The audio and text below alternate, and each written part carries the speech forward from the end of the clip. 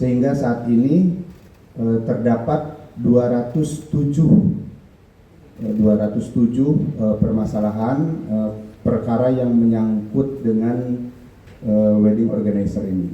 Dari posko layanan pengaduan yang kami buka baik secara online melalui Instagram Ditreskrim Polda Metro Jaya, kemudian dari layanan call center 110 Polri, dan dari posko pengaduan langsung yang kami buka di kantor Ditreskrim Polda Metro Jaya, kami menerima 199 pengaduan dan 8 laporan dalam bentuk laporan polisi, sehingga saat ini terdapat 207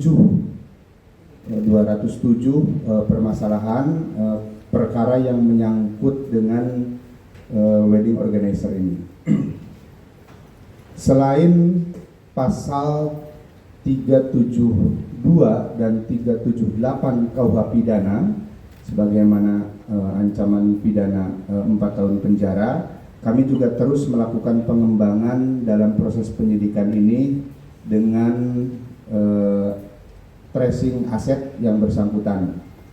Upaya-upaya yang kami lakukan tentunya dalam rangka memberikan pelayanan yang terbaik kepada masyarakat, dan kami terus akan memberikan pelayanan untuk masyarakat yang menjadi korban dari para tersangka ini. Kami mengajak dan menghimbau kepada masyarakat yang menjadi korban, silahkan, walaupun saat ini terhadap para tersangka sudah dilakukan penahanan dan proses penyidikan terus berjalan, namun posko pengaduan kami tetap kami buka. Itu yang dapat kami sampaikan. Sementara rekan-rekan sekalian, terima kasih. Assalamualaikum warahmatullahi wabarakatuh.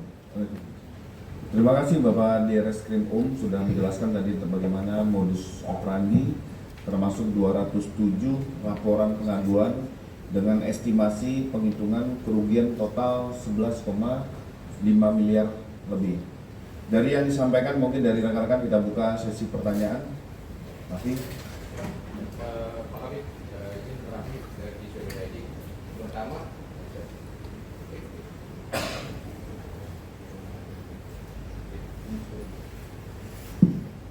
izin Pak Dir, Pak Habib, Raffi dari Sweden tadi. Pertama, kira-kira motif dari si terduga pelaku ini atau si APD ini seperti apa sih?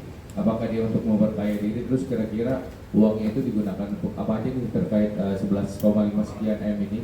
Terus kira-kira apakah hanya 2 TSK yang di Polda Metro atau ada TSK lain? Mungkin itu dulu Pak Habib. Pak Dir, terima kasih. Baik, terima kasih pertanyaannya.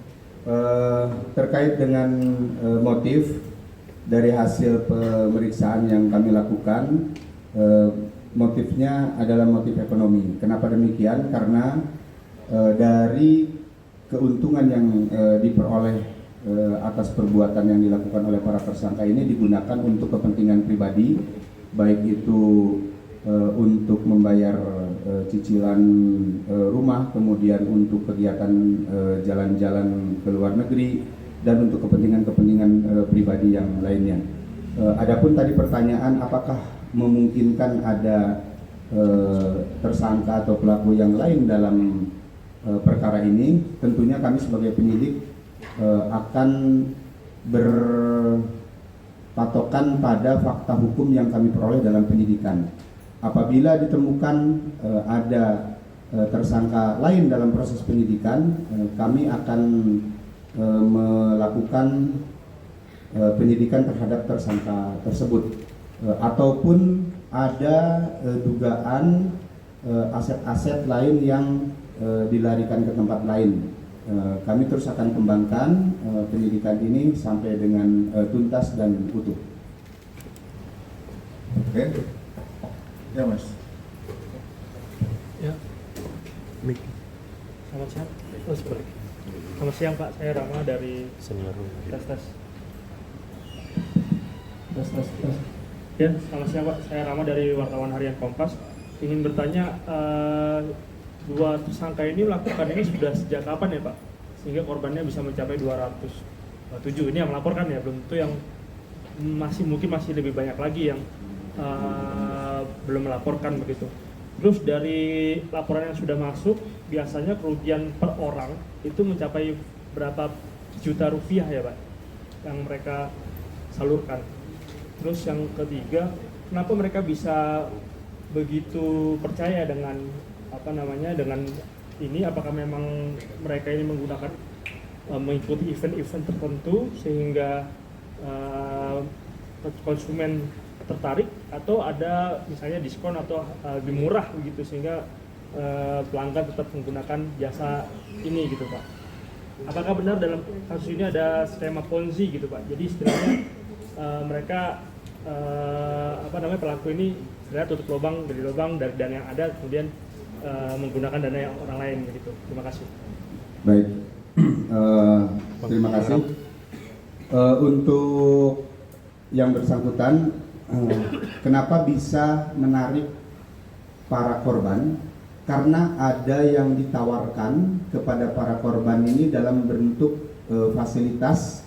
Pertama yang ditawarkan adalah paket yang murah. Kemudian dari paket yang murah tersebut itu ada fasilitas lain yang ditawarkan, misalkan tempat pelaksanaan pernikahan yang fantastis, kemudian ada paket liburan ke tempat-tempat yang ditawarkan oleh para tersangka, ke Bali misalkan dengan paket wisata, dengan paket honeymoon, sehingga itu menarik para korban untuk menggunakan jasa dari para tersangka. Kemudian sejak kapan ini berlangsung? Untuk kegiatan jasanya sendiri itu sudah berlangsung dari tahun 2016. Kemudian di 2024 tersangka meningkatkan dalam bentuk badan hukum.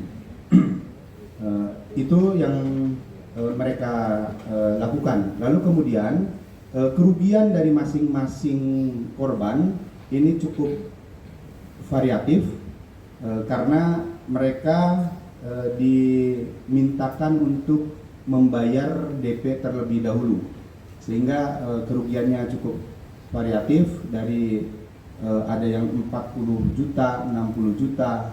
Kemudian nanti ada penawaran lagi apabila para korban ini melunasi sebelum waktunya, maka akan memperoleh keuntungan-keuntungan lain. Sehingga itulah yang membuat para korban tertarik. Download Tribun X sekarang, menghadirkan lokal menjadi Indonesia.